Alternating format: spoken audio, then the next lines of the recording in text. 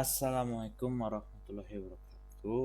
Saya di sini di kelompok 8 dengan saya sendiri, Femi Findarandi, akan eh, membuat video singkat terkait tugas kelompok dari observasi sampai dengan pembuatan jurnal sementara sampai kemarin dipresentasikan dengan judul penanganan produk dan alur pada ekspedisi Paksel. Ya, saya di sini dapat wawancara dan observasi di ekspedisi Paksel. Lanjut, ini adalah pendahuluannya. Untuk tujuannya itu adalah menganalisis penanganan produk dan alur pengiriman Paksel berdasarkan wawancara di cabang Sarijati.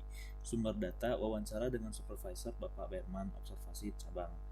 Dan keterbatasan data tambahan belum tersedia menggunakan estimasi logis berdasarkan SLA Paksel 99. Untuk PPT ini adalah PPT pertama yang datanya itu pas pertama kali wawancara gitu. Jadi kayak masih ada keterbatasan, datanya belum tersedia, belum bukan belum tersedia, lebih setelah diolah gitu, belum komplit gitu.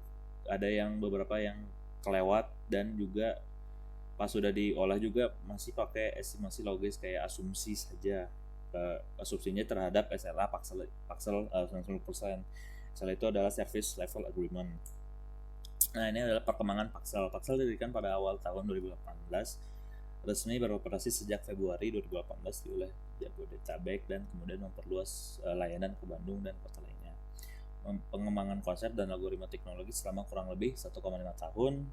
Peluncuran layanan pertama di Jabodetabek. Jadi Paksel itu pas tahun pertamanya itu belum meluncurkan, tapi masih membuat infrastruktur dulu, yaitu konsepnya dan algoritma teknologi eh, bagaimana akan beroperasi gitu, ber, ber beroperasi Pakselnya. Nah, pas 2018 baru diluncurkan.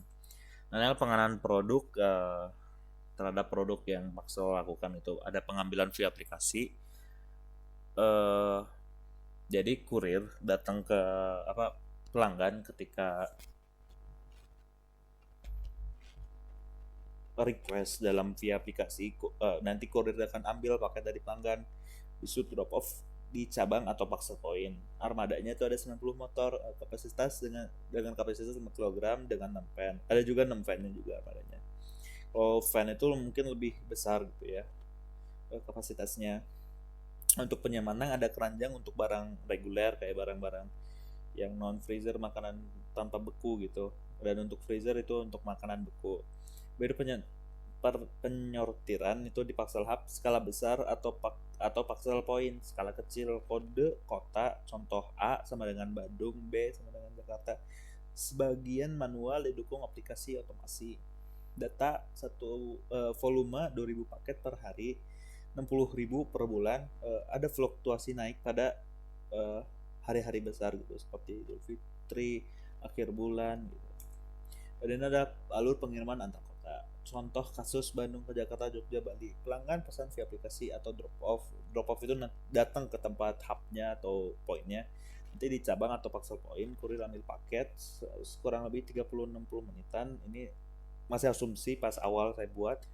Itu adalah SLA 99%. Paket ke Paksel Hub sudah jadi sorter kode kota yang tadi sudah jelaskan, itu contoh B adalah Bandung Jakarta. Kirim ke hub atau poin kota tujuan, contoh hub Jakarta. Kurir antar ke pelanggan akhir, penyimpanan keranjang atau freezer selama transit. Jarak pelanggan ke hub itu sekitaran 2 sampai 3 km. Ini adalah masih asumsi sendiri gitu, dengan asumsi basis SLA 99%, hub ke poin tujuan estimasinya. Ini adalah dia bagaimana hub Paksel alur Paksel itu bekerja gitu, dari hub gitu set ke bawah. K1 itu adalah kurir 1. Setelah kurir 1 lewat ke sini gitu jalannya, besok ke P1, misalkan ini P1, misalkan ada 3 kan di sini. Ini P itu adalah pelanggan. Nah, ke kurir 1 bisa ngambil 1 habis itu langsung ke sini, atau K1 bisa ambil dulu pelanggan 1, habis itu pelanggan 2, habis itu pelanggan 3, langsung ke hub lagi. Setelah di hub diolah gitu, di sorting, Nanti ada kurir 2 atau kurir 3. Nah, untuk kurir 2 nanti ada lagi dia ke hub kota J yaitu Jakarta, besok ke poin kota J Jakarta yang untuk mendekatkan ke penerima kota, dan seterusnya nih yang Jogja, besok yang ini B Bali gitu. Lanjut. Ini alur pengiriman dalam kota. Yang tadi itu antar kota. Sekarang adalah dalam kota. Misalkan contoh Sarijadi ke Dago. Pelanggan pesan via aplikasi masih sama kurang lebihnya, jarak dekat langsung ke pelanggan akhir, atau kurir SWOOP paket sejalur yang tadi sudah dijelaskan, yang kalau bisa ini kan ada 2 arah, ini yang satu habis itu langsung ke situ. Kalau yang ini panahnya itu adalah langsung semuanya habis itu ke hub Sarijadi. Nah, habis itu kurir SWOOP 3 sampai 5 paket sejalur, hemat 50 sampai 70% jarak. Jarak jauh lebih dari 3 km transit dipaksel untuk penyertaan lokal. Yang tadi yang di Dago gitu kan, kalau misalkan tadi jadi ke Dago kan ada di situ tempat Dago tuh ada poin, jadi bisa ke situ dulu untuk penyertaan lokal. Habis itu penyimpanan keranjang atau freezer poin jika transit. Keunggulan cepat didukung aplikasi AI rute. Nah ini lebih simpel soalnya. Kalau tadi kan ribet gitu ada ininya. Nah, yang kurir 1 bisa ambil satu-satu lagi yang tadi habis itu, atau ambil semuanya di jalur ini. Habis itu langsung ke penerima. Kalau dekat gitu, kalau jauh ke poin Dago dulu, habis itu ke kurir yang 1 di Dago, habis itu ke penerima. Nah ini estimasi waktu pengiriman antar kota dan di dalam kota. Dan antar kota itu ada di sekitar 6 jam dan satu sama kota itu ada di sekitar 1 jam. Ini masih asumsi gitu. Sama kota itu atau sama kota tapi transit itu ada di sekitar 2 jam. Ini adalah analisis jumlah dan jarak paksel poin. Estimasi 10 sampai 20 paksel di Bandung. Idealnya tuh ada 15 sampai 25 poin untuk 60.000 paket per bulan.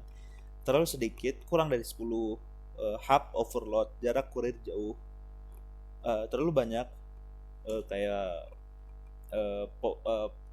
paksel poinnya lebih banyak, biaya operasional tinggi kayak bayar tempat gitu dan segalanya. Isu jarak ada hub Sarijadi ke paksel poin 3 sampai 5 km estimasi.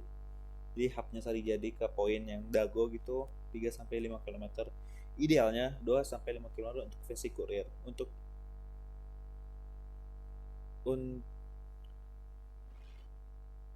Untuk efisiensi kurir terlalu jauh, lebih dari 7 km lambatkan pengiriman, atau terlalu dekat redundansi, jadi kayak gimana ya, kurang gitu.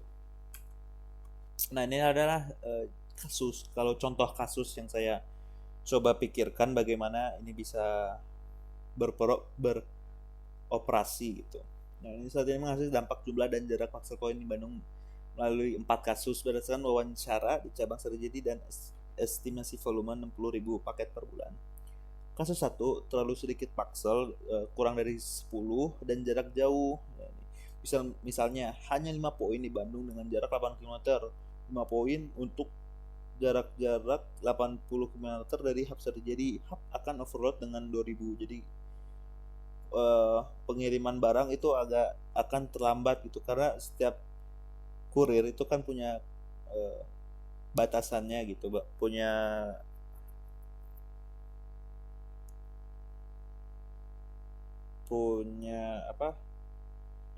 batasan tempatnya gitu. Nah kalau ada 5 poin saja dan jauh, ini bakal agak lama gitu. Ada penyebabkan keterangan penyortiran kurir menempuh jarak jauh, tambah waktu hingga 40 menit per poin, dan biaya bahan bakar 90 motor meningkat. Pelanggan juga sulit drop off karena poin jarang.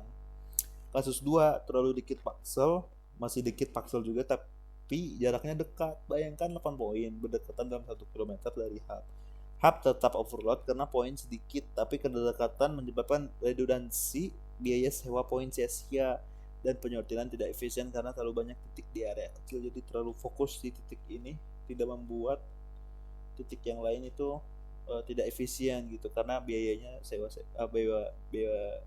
sewa poin sia-sia. Lalu kasus ketiga, terlalu banyak paksel poin lebih dari 25 dan jarak jauh. Jika ada 30 poin dengan jarak 8 sampai 10 km, biaya